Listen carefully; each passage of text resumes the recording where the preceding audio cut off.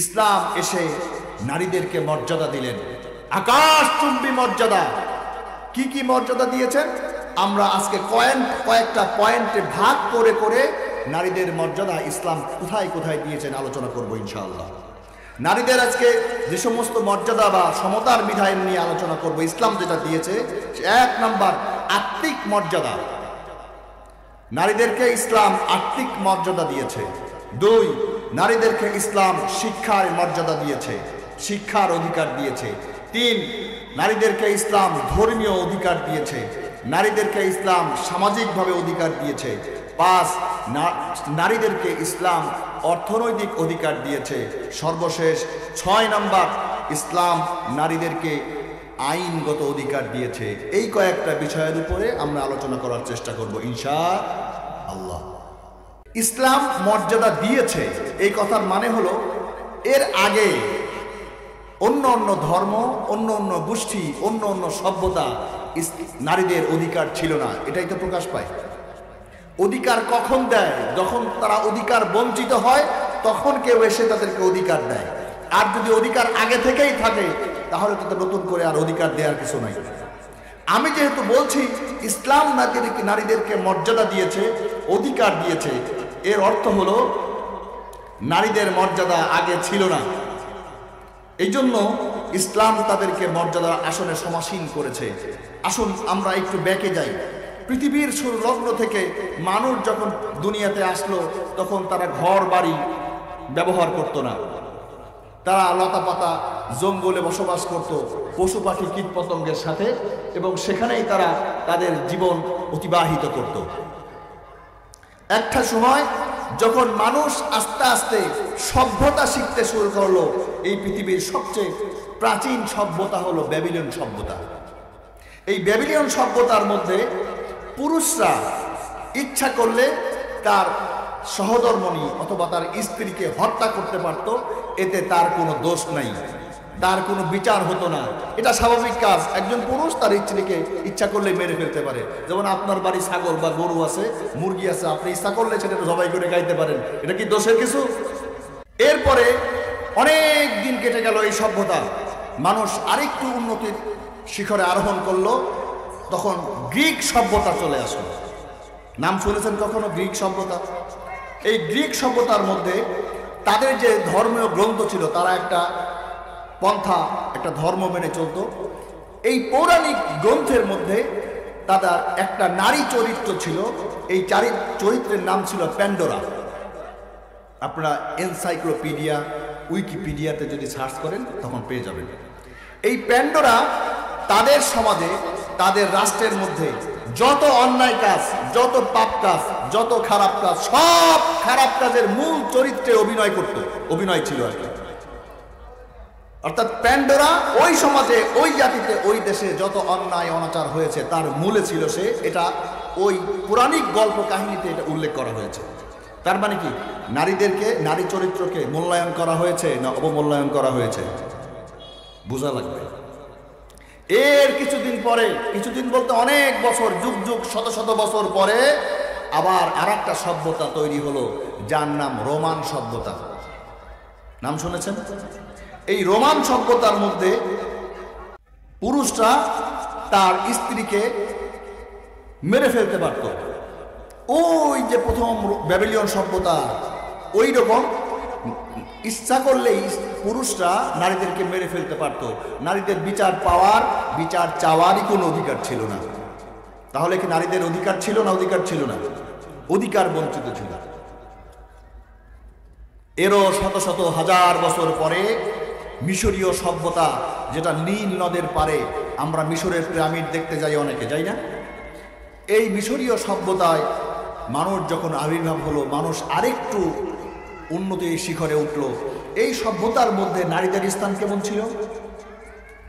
এই সভ্যতার মধ্যে নারীদেরকে শয়তানের দোসর বলা হতো।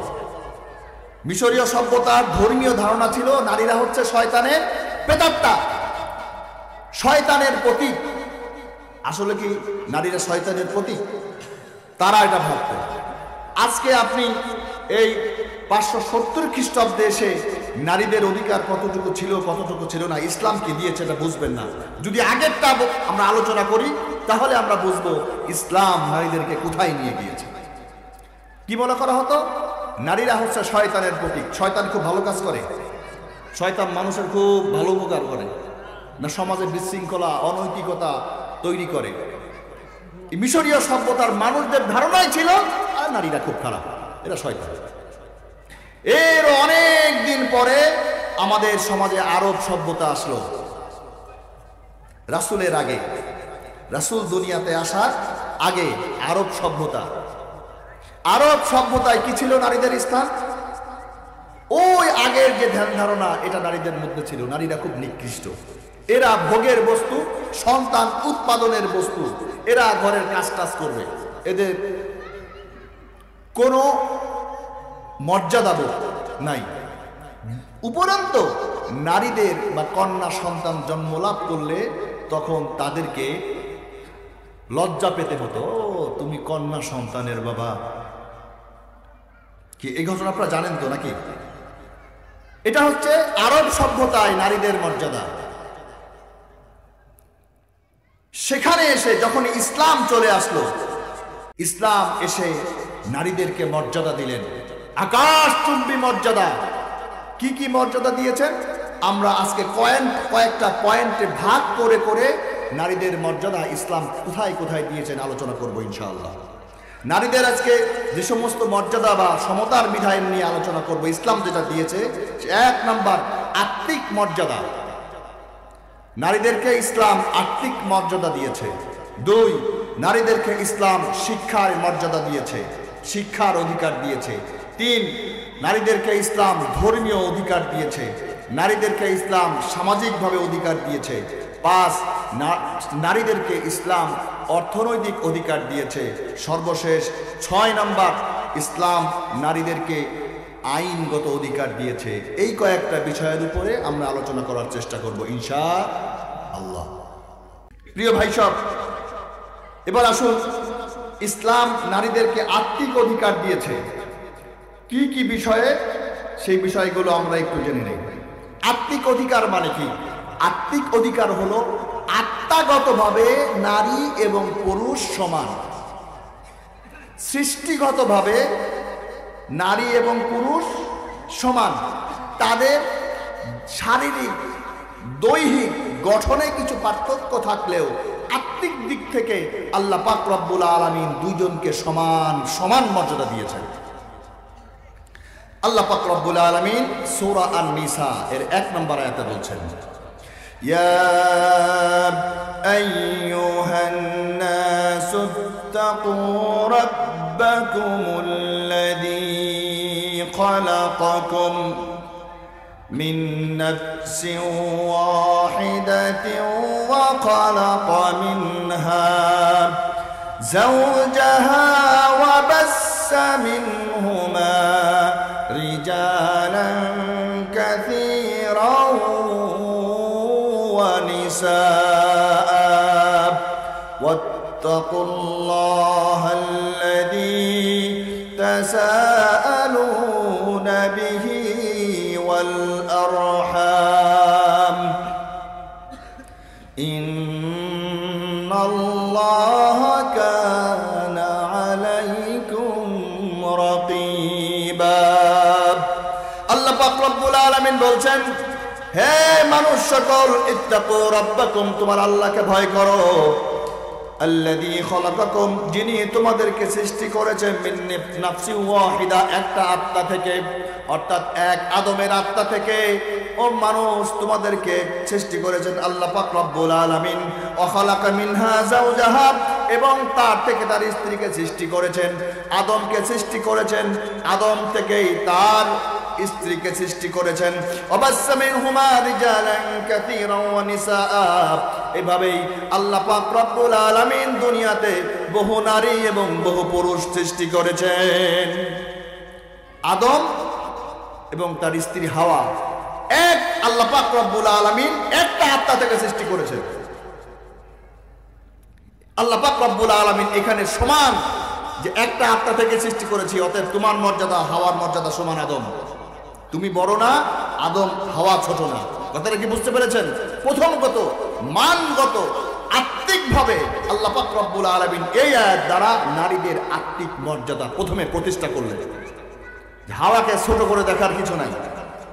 এরপরে আল্লাহ পাক রব্বুল আলামিন সূরা আল-লুকমান এর 14 নম্বর আয়াতে বলছেন, وَوَصَّيْنَا الْإِنسَانُ بِوَالِدَيْهِ حَمَلَتْهُ أُمُّهُ وَهْنًا عَلَى وَهْنٍ وَفِصَالُهُ فِي عَامَيْنِ وَأَنِ اشْكُرْ لِي وَوَالِدَيْكَ إِلَيَّ الْمَصِيرُ ওয়াসাইনাল ইনসান। আল্লাহ পাক রব্বুল আলামিন বলছেন, আমি মাতা এবং পিতা সম্পর্কে তোমাদের কাছে নির্দেশ দিচ্ছি, ওসিয়ত করছি। হামালাতহু উম্মুহু ওয়াহানান আলা ওয়াহনিন, তোমার মা তোমাকে কষ্টের পর কষ্ট সহ্য করে তোমাদেরকে গর্ভধারণ করেছে। ওয়াফিসালহু ফি আমাইন, এবং 2 বছর দুগ্ধ পান করিয়েছে। ওয়ানিশকুরলি, ও বান্দা এজন্য আমার শুকরিয়া আদায় করো, আমার প্রতি কৃতজ্ঞ হও। ওয়ালিদাইকা, এবং তোমার মাতা পিতার প্রতি কৃতজ্ঞ হও। এখানে মাতা এবং পিতা একসাথে বলেছেন, ও বান্দা দুনিয়াতে তোমাকে আমি পৃথিবীতে পাঠিয়েছি মা এবং বাবার মাধ্যমে। তোমার মা তোমার জন্য অনেক কষ্ট করেছে, তোমাকে কষ্টের পর কষ্ট সহ্য করে গর্ভধারণ করেছে। এরপরে তোমাকে মানুষ রূপে নুখরিজুকুম তিফলা, মানুষ শিশু রূপে দুনিয়াতে তোমাকে ভূমিষ্ঠ করেছে। তোমাকে এরপরে 2 বছর দুধ পান করিয়েছে। ও সন্তান, আমার প্রশংসা করো, কারণ আমি তোমার রব। আর তোমার মা বাবা যেহেতু তোমার জন্য কষ্ট করেছে, এই জন্য মা এবং বাবার জন্য শুকরিয়া আদায় করো। আল্লাহ পাক রব্বুল আলামিন এখানেও সৃষ্টিগতভাবে নারী এবং পুরুষ, মা এবং বাবাকে সমান অধিকার দিয়েছেন। এরপরে আল্লাহ পাক রব্বুল আলামিন সূরা হুজরাত এর 13 নম্বর আয়াতে বলছেন, ইয়া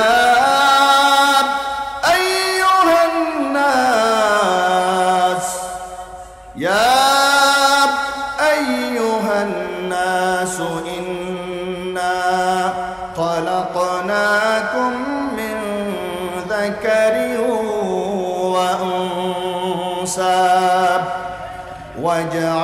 وجعلناكم شعوبا وقبائل لتعارفوا إن أكرمكم عند الله أتقاكم إن الله خبير। আল্লাহ পাক রব্বুল আলামিন এই আয়াতের মধ্যে বলছেন, হে মানব সকল, ইন্না খালাকনাকুম মিন যাকারিন ওয়া উনসা, আমি একজন নারী এবং একজন পুরুষ থেকে তোমাদেরকে সৃষ্টি করেছি। কথা ঠিক না বেঠিক? আমাদেরকে আল্লাহ পাক রব্বুল আলামিন একজন নারী এবং একজন পুরুষ থেকে সৃষ্টি করেছেন। ওয়াজআলনা শুউবান ওয়া কবাইলা, এরপরে আমাদেরকে দুনিয়াতে যখন পাঠিয়েছেন তখন কবিলা কবিলা, গোত্রে গোত্রে, ভাগ ভাগ করে পাঠিয়েছেন। তাই না?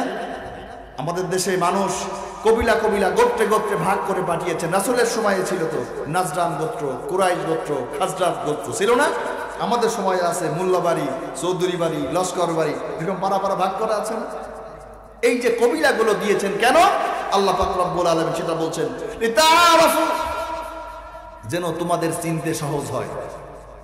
দেখা যাচ্ছে লস্কর বাড়িও আব্দুর রহমান আছে, মোল্লা বাড়িও আব্দুর রহমান আছে। এখন যদি কবিলাগত পার্থক্য না থাকতো, কোন আব্দুর রহমান রে বলছে, প্যাঁচকা লেগে যেত না? এই জন্য আল্লাহ বলছেন প্যাঁচ যেন লেগে না যায়, তোমরা যেন সহজে চিনতে পারো, এই জন্য আমি কবিলা কবিলা, গোত্রে গোত্রে ভাগ করে দিয়েছি। আর একজন মা আর একজন বাবা থেকে, নারী এবং পুরুষ থেকে তোমাদেরকে সৃষ্টি করেছি। এই যে সৃষ্টি করলাম, নারী এবং পুরুষ সৃষ্টি করলাম, এখন তোমরা কি মনে করছো ওই কবিলা আসছে, ওই কবিলা আমার কাছে উত্তম ভালো, এই নারীদের কাছে পুরুষ আমার কাছে ভালো? আল্লাহ বলছেন না, বিষয়টা এমন না। তোমরা কি জানো আমার কাছে কে সবচেয়ে উত্তম ব্যক্তি? আল্লাহ সেটা বলে দিয়েছেন। নারী পুরুষের বিভেদ নাই, কবিলা কবিলা, গোত্রে গোত্রে কোনো বিভেদ নাই। আমার কাছে সেই ব্যক্তি উত্তম যে আমি আল্লাহকে বেশি ভয় করে। সুবহানাল্লাহ বলবেন না? ইন্না আকরামাকুম ইনদাল্লাহ, নিশ্চয়ই আল্লাহ তাআলার কাছে বেশি গুরুত্বপূর্ণ সম্মানিত সেই ব্যক্তি ইনদাল্লাহ আত্তাকুম, যে আল্লাহ তাআলাকে ভয় করে। ইন্নাল্লাহ আলিমুন খাবীর, আল্লাহ বলছেন আমি সব খবর রাখি। তোমাদের অন্তরের মধ্যে কি চলছে আমি সব খবর রাখি। প্রিয় ভাই সব, তাহলে আত্মিকভাবে আল্লাহ পাক রব্বুল আলামিন নারীকে এবং পুরুষকে এখানেও সমান অধিকার দিয়েছেন। না ছোট করেছেন, বড় করেছেন? ছোট করেন নাই, বড় করেন নাই। আমাদের মধ্যে মাঝে মাঝে যারা পুরুষ, যারা সমাজের কর্তা ব্যক্তি, তাদের মধ্যে একটু ভাব চলে আসে, সব টাকা ইনকাম করি আমি, কামাই করি আমি, সব কিছু করি আমি। আছে না কিছু ব্যক্তি একটু বেশি প্রাধান্য করতে খাতাটা চায়, এটা উচিত নয়। সামনে আসেন, বুঝবেন। এরপরে আল্লাহ পাক রব্বুল আলামিন সূরা আরাফ এর 19 নম্বর আয়াতে বলছেন,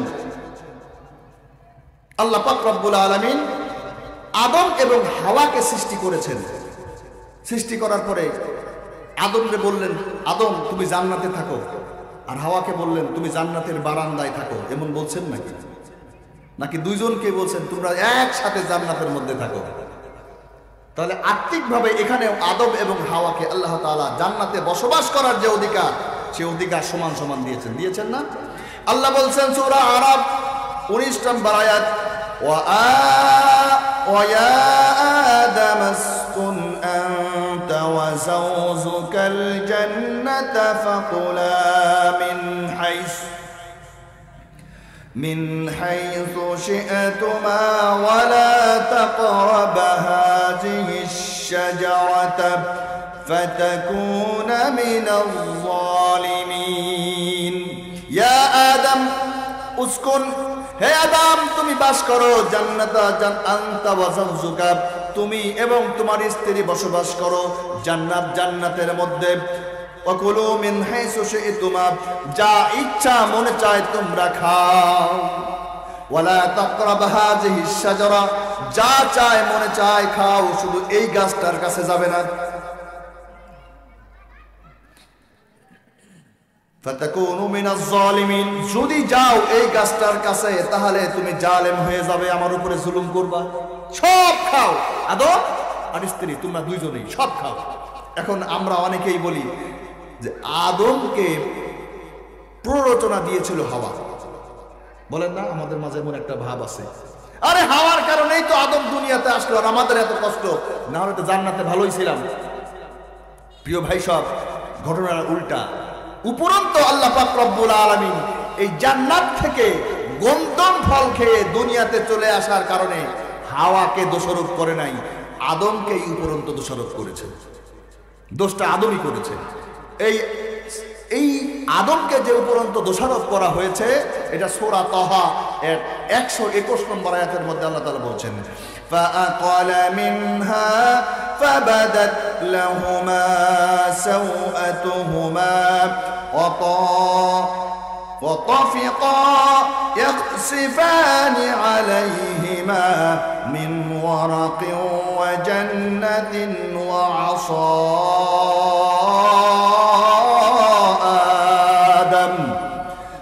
آدم ربه فغوى। আল্লাহ পাক রব্বুল আলামিন বলছেন, অতঃপর যখন তারা গন্ধম খেয়ে ফেলল, ফলে তাদের লজ্জাস্থান সমূহ প্রকাশ পেয়ে গেল, শরীর থেকে তাদের কাপড় খুলে গেল। তখন তারা জান্নাতের পাতা দিয়ে নিজেদের লজ্জাস্থান হেফাজত করলো, আর এভাবেই আদম নিজের প্রতিপালকের হুকুম অমান্য করলো। এখানে আদমের নাম আছে, হাওয়ার নাম আছে? আল্লাহ পাক রব্বুল আলামিন হাওয়ার নাম বলতে পারতেন না? পারেন নাই। উপরন্তু জান্নাত থেকে আমাদের চলে আসার জন্য আমরাই দোষী, আমাদের মা বোনেরা দোষী নয়। বোঝা গেল আত্মিকভাবে আল্লাহ পাক রব্বুল আলামিন নারী এবং পুরুষ সকলকে সমান অধিকার দিয়েছেন, কাউকে ছোট এবং বড় করেন নাই। আত্মাগতভাবে যেহেতু আমরা এক সমান, এখন আল্লাহ দুনিয়াতে আত্মা দিয়ে পাঠাইছেন না? দুনিয়াতে আসার পরে আমাদের জীবন যাপন শুরু হলো। এই জীবন যাপন করার সবচেয়ে প্রধান উপকরণ হলো অর্থ, তাই না? আসুন আমরা একটু দেখি নারী এবং পুরুষকে আল্লাহ তাআলা অর্থনৈতিকভাবে কতটুকু অধিকার দিয়েছেন। নারীদের অধিকার কম না আমাদের অধিকার বেশি? না আমাদের অধিকার কম, নারীদের অধিকার বেশি। ইসলাম কি বলে? অন্য অন্য ধর্ম, হিন্দু মুসলমান যারা, আপনারা আসলে আশ্চর্য হয়ে যাবেন। আজ থেকে মাত্র 80 বছর আগে, মাত্র 80 বছর আগে ইউরোপিয়ানরা, খ্রিস্টানরা নারীদেরকে সম্পত্তির মালিক হতে পারবে এই মর্মে আইন পাশ করেছে। আজ থেকে 100 বছর আগেও আমেরিকায়, ইউরোপে নারীরা কোনো সম্পদের মালিক হতে পারত না। তারা একটা স্পেশাল আইন পাশ করে তারপর নারীদের সম্পদের মালিকানা সাব্যস্ত করেছে, এই মাত্র 80 বছর আগে। আপনি 200 বছর আগে হিন্দুদের দিকে তাকান, হিন্দুদের মধ্যে সতীদাহ প্রথা ছিল না? ছিল সতীদাহ প্রথা, নাম শুনেছেন? সতীদাহ প্রথা কি? স্বামী যদি মারা যেত, ওই স্বামীর সাথে সাথে জীবন্ত স্ত্রীকে চিতায় জ্বালিয়ে দেওয়া হতো। এইটা বন্ধ করেছে কে? এইটা 200 বছর আগে ভারত থেকে, হিন্দুদের ভিতর থেকে এই প্রথা উঠে গেছে। বলেন এটা কি সভ্যতা? এটা কি নারীদের মর্যাদা? ইসলাম এই যুগে এসে ইসলাম নারীদেরকে অর্থনৈতিক এবং সামাজিকভাবে পূর্ণ অধিকার দিয়েছে। প্রিয় ভাই সব, আল্লাহ পাক রব্বুল আলামিন বলছেন, নারীদেরকে আমি ইসলামের মাধ্যমে পূর্ণ অধিকার দিয়েছি। নারীরা যেন সমাজে পূর্ণ অধিকার পায়, অর্থনৈতিকভাবে পূর্ণ অধিকার পায়। সেটা কে দিয়েছে? ইসলাম দিয়েছে, আল্লাহ দিয়েছে। এখন বলবেন হুজুর, যারা ইসলাম বিদ্বেষী, যারা অ্যান্টি ইসলাম, ইসলামের ভালো লাগা তাদের গায়ে সয় না, ইসলামের বিজয় তাদের ভালো লাগে না, দিন প্রতিষ্ঠার কথা তাদের ভালো লাগে না, এমন এক গ্রুপ আছে না বাংলাদেশে? নাস্তিক, ব্লগার, বাম, রাম, এরা আছে না? এরা ইসলামের খুঁটিনাটি ভুল ধরতে চায়। তারা প্রথমত আমাদের মা বোনদেরকে, বাঙালি এবং অবাঙ্গালী নারীদেরকে যেটা পুশ করে সেটা হলো, দেখছো এই ইসলাম তোমাদেরকে অর্থনৈতিকভাবে কতটা ঠকিয়েছে। কিভাবে? পুরুষরা পায় 2 টাকা আর তোমরা পাও 1 টাকা, তাই না? বাবার সম্পদ থেকে ছেলেরা কয় ভাগ পায়? নারীরা কয় ভাগ পায়? তাহলে কি এখন সমান হইল? সমান হইছে? ধরেন বাপ 4 টাকা রেখে মারা গেছে, এই 4 টাকার মধ্যে ছেলেরা কয় টাকা পাবে? যদি 2 ভাগ করা হয়, ছেলে পাবে 2 টাকা আর মেয়ে পাবে 1 টাকা, আর অন্য অন্য যদি স্ত্রী থাকে বা অন্য কেউ থাকে সেখানে ওইটা বন্টন করা হবে। তাহলে কি সমান পাইল? এই কথাটা বলে আমাদের নারীদেরকে, আমাদের মা বোনদেরকে পুষিয়ে দেয়া হয়। তারা রাস্তার মধ্যে তখন স্লোগান দেয়, বাঁচার মতো বাঁচতে চাই, পারে না? তারা স্বাধীনতা চায়। আর তাদের স্বাধীনতা কি?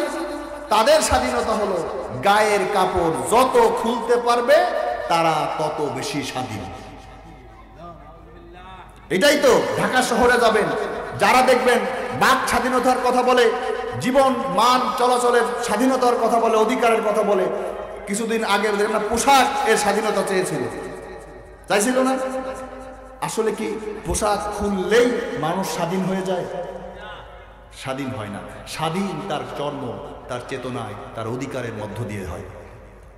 আপনাদেরকে আজকে আমি একটা হিসাব শিখাই, দেখি আপনারা হিসাবে কতটুকু পাকা। সবাই খুব ভালো করে বুঝবেন, খুব মনোযোগ দিবেন। অঙ্কে ফেল করলে কিন্তু ফেল, জটিল সাবজেক্ট। ধরেন আপনার বাবা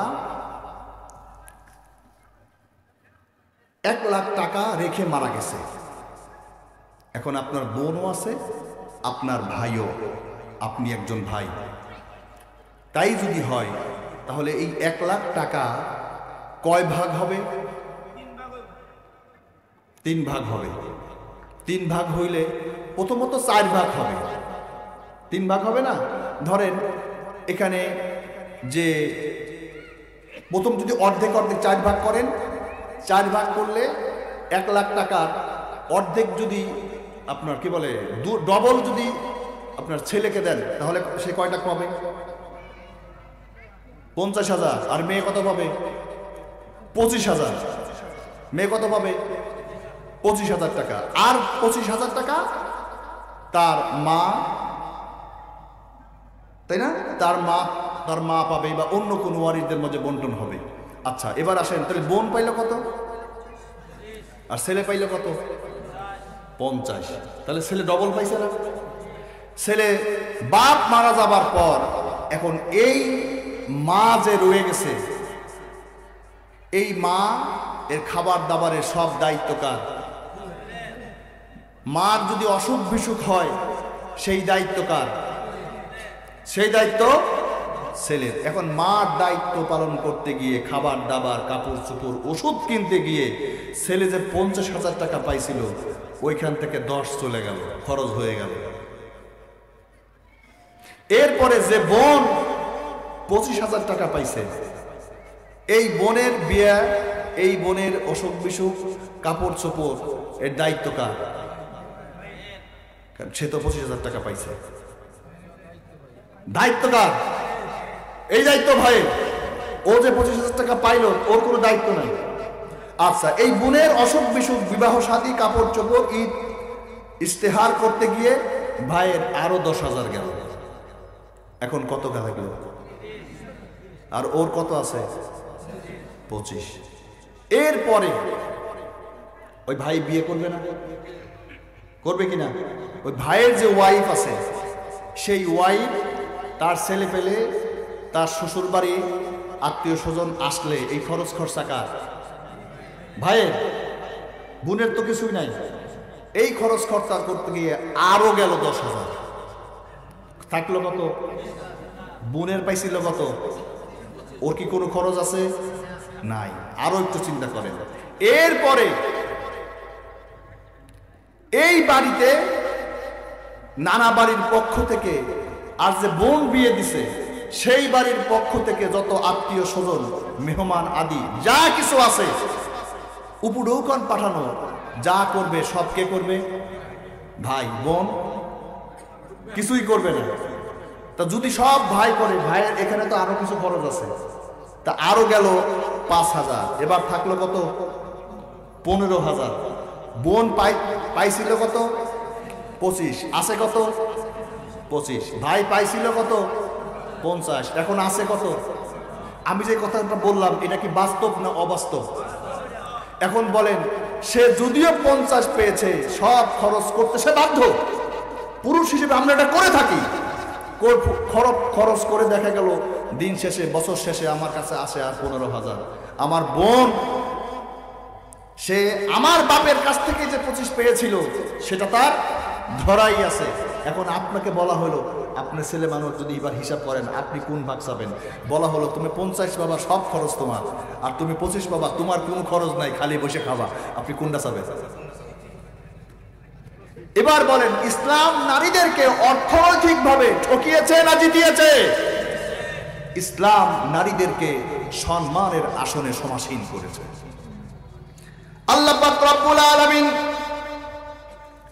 নারীদেরকে সম্মান দিয়েছেন, ইজ্জত দিয়েছেন। সেই ইজ্জতে বলিয়ান হয়ে আল্লাহ পাক রব্বুল আলামিন পুরুষ সমাজকে বলে দিলেন, ও পুরুষ সমাজ, তোমরা নারীদের প্রাপ্য অর্থ তাদেরকে দিয়ে দাও। সূরা আন-নিসা 4 নম্বর আয়াতের মধ্যে আল্লাহ বলছেন, ওয়া আতুন নিসা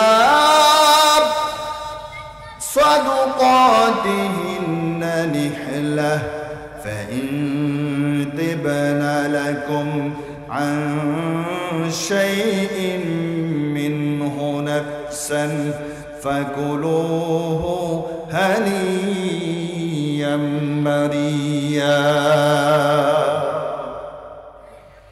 আল্লাহ বললেন, ওয়া আতুন নিসা সাদুকাতিহিন্না, নারীদের যে দেলমোহর, যেটা বিবাহ সূত্রে তোমাদের কাছে পানা, সেটা আনন্দ চিত্তে দিয়ে দাও। এটা দেওয়ার সময় মন খারাপ করবে না, এটা তাদের প্রাপ্য, এটা তাদের অধিকার, তাদেরকে দিয়ে দাও। হ্যাঁ, ফাইন তিবনা লাকুম আন শাইইন মিনহু নাফসান, তোমার স্ত্রী যদি আনন্দ চিত্তে সনন্দে তোমাদেরকে এই টাকার কিছু অংশ দান করে অথবা তোমাদেরকে পূর্ণ অধিকার দিয়ে দেয়, তাহলে তোমরা সেটা আনন্দ চিত্তে খেতে পারো। অর্থাৎ দেলমোহর দেওয়ার পরে দেলমোহরের পূর্ণ সম্পদের মালিক হলো স্ত্রী। এই স্ত্রী যদি এই টাকার কোনো অংশ তার স্বামীকে না দেয়, স্বামীর হক নাই সেই টাকা থেকে একটা পয়সা ধরার। যদি স্ত্রী ইচ্ছা করে বলে, ও স্বামী, আমরা তো একসাথে জীবন যাপন করছি, তুমি আমাদের সংসার আমাদেরকে ভালো রাখার জন্য এত কষ্ট করো, আসো আমার যে টাকাটা আছে এটাও তুমি দাও, যেন তোমার একটু আয় রোজগার ভালো হয়, আমরা যেন আর একটু ভালো থাকতে পারি। এতে ওই টাকা খরচ করার ব্যাপারে পুরুষের কোনো দোষ নাই, আছে নাকি? প্রিয় ভাই সব, আমাদের সমাজে আজকে উল্টো গেছে সব প্রথা। দেলমোহরের যে প্রথা ছিল সেটা উল্টে এখন আমাদের সমাজে যৌতুক প্রথা চলে আসছে। আমাদের রাজবাড়ি এগুলো আছে, আপনাদের এলাকা তো ভালো মানুষ, এগুলো নাই, আছে? আল্লাহ, আমি তো ভাবছিলাম আপনার মনে হয় ভালো মানুষ। আপনাদের সমাজে যৌতুক প্রথা আছে। যৌতুক কি জিনিস? যৌতুক প্রথা হলো বিয়ের আগে ঘটক সাহেব বলে, ছেলে তো ডিগ্রি পাস, ছেলের নতুন একটা চাকরি হয়েছে এই 8-10 কিলো দূরে, এখন যাতায়াত করা কষ্ট, এতটুকু কয়া ফুল স্টপ দিয়ে দেয়। এরপর একটু কি যাতায়াত করার জন্য সুবিধা হয়, এই জন্য যদি একটা হুন্ডা টুন্ডা কিনে দেওয়া যায় তাইলে ছেলের চাকরি বাকরি করা সহজ। আপনার মেয়েই তো থাকবে তার ফ্যামিলিতে, আপনার মেয়ের পিছনে নিয়ে এসে একটু ঘুরবে গাড়বে, চাইলো না আর কি, তাই না? প্রিয় ভাই সব, এই যে কায়দা করে ছলে বলে কলে কৌশলে মেয়ের বাবার কাছ থেকে কিছু অর্থ ডিমান্ড করে নেয়া, এইটার নাম যৌতুক। আর যৌতুক হলো সবচেয়ে বড় কৌতুক মানবতার সাথে। একটা বাবা তার কলিজার টুকরা সন্তানকে, মেয়েকে 18 বছর 20 বছর ভালোবাসা যত্ন লালন পালন করে এই কলিজার টুকরা মেয়েটাকে একজন ছেলের কাছে দিয়ে দেয়, কলিজার টুকরা সন্তানই দিয়ে দিচ্ছে, সেখানে আবার সে উল্টা হাতি ঘোড়া বাঘ ভাল্লুক তাল গাছ আম গাছে বসে। বিশ্বাস করেন, যেই সমস্ত মানুষ, যেই সমস্ত ছেলে এবং বাবা মেয়ের বাবার কাছ থেকে যৌতুক চেয়ে অথবা ভান করে নেয়, সমাজে তাদের চেয়ে ছোট লোক আর হতে পারে না। তোমার চেয়ে ভিক্ষুক ভালো। তুমি কোন লজ্জায় একজন মেয়ের বাবার কাছে যৌতুক চাও? তোমার তো বিয়ের সামর্থ্যই নাই মিয়া। আল্লাহ পাক রব্বুল আলামিন বলছেন, তোমার যদি বিবাহের সামর্থ্য হয় তবেই না তুমি বিয়ে করো। তোমার তো বিয়ে করার একজন নারীকে পোষার মুরত যদি তোমার না থাকে, তাহলে তুমি বিয়ে করতে গেছো কেন? উপরন্তু ইসলাম বলে আমাদের সমাজে বউ ভাত আছে না? আছে। আপনি জানেন বউ ভাতের কাম কি? অর্থাৎ কনের বাড়িতে যদি কোনো আয়োজন হয়, ছেলের বাড়ি থেকে 10 জন 5 জন 100 জন 50 জন 300 জন কোনো মানুষ যদি কনের বাড়িতে খাবার খায়, তাহলে এই টোটাল খাবারের আয়োজনের ভার বহন করবে ছেলে। এটা ইসলামের বিধান। মেয়ের বাবা 4 আনা পয়সা দেবে না। আমাদের সমাজে উল্টে গেছে, মেয়ের বাবা বলে, আমার আত্মীয় স্বজন কি সারা জীবন আপনার বাড়ি যাবে? এই বিয়ের সময় যদি আমি 4-5 জন 20 জন 100 জন মানুষ নিয়ে আপনার বাড়ি বসাতে না পারি, তাহলে কি আমার মান সম্মান থাকবে নাকি? এমন কথা বলে না? কোন বাড়ি মেয়ে দিলাম?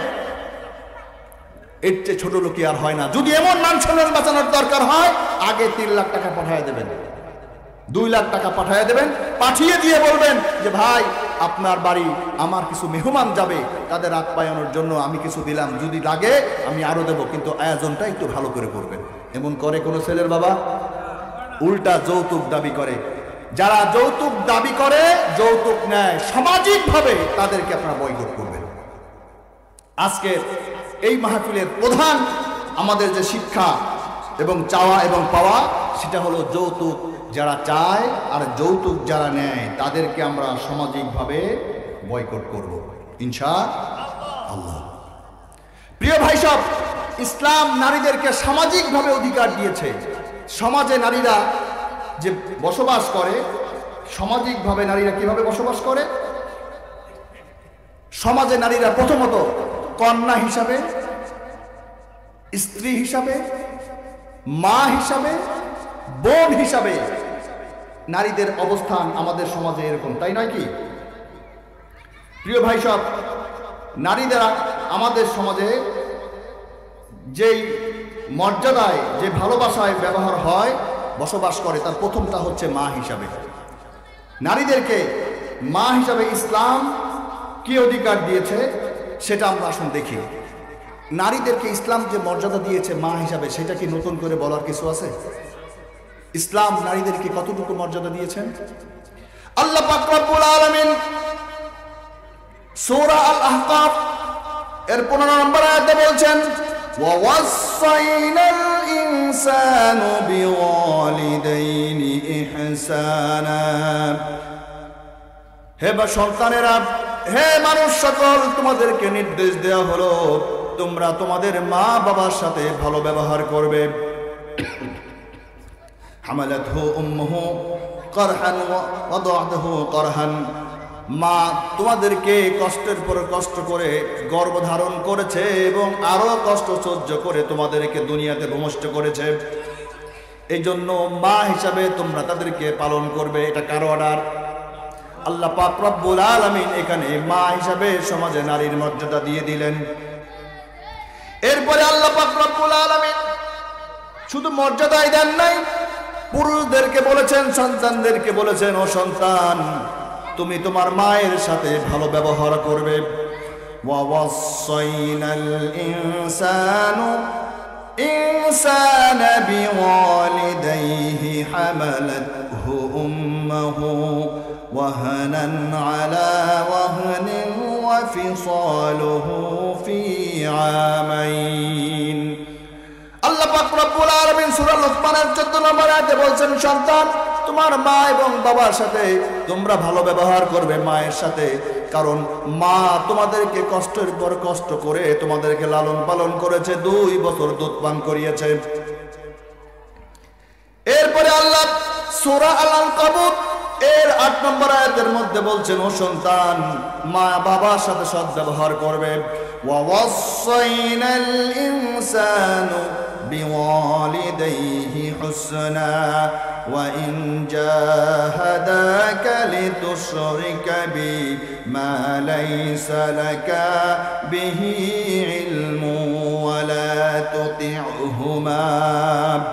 ওয়া ওয়াসাইনাল ইনসান, আমি মানুষকে আদেশ করছি তারা যেন পিতা মাতার সাথে সদ্ব্যবহার করে।